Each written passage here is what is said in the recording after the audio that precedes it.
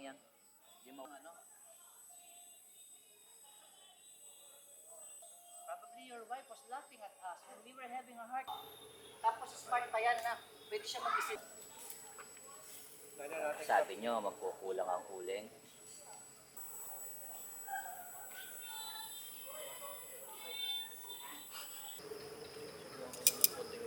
Yan! Nagkukulay na yung ano.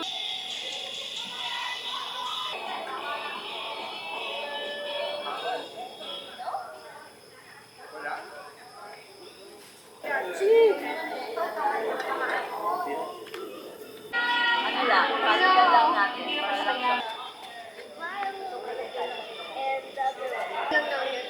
Caught in action. Chacha. Banda. Hindi ko alam. Siguro, hindi pa siya nakikita. Yung kasama sa bahay. Pamilya mo naman. Mga natin oras yan.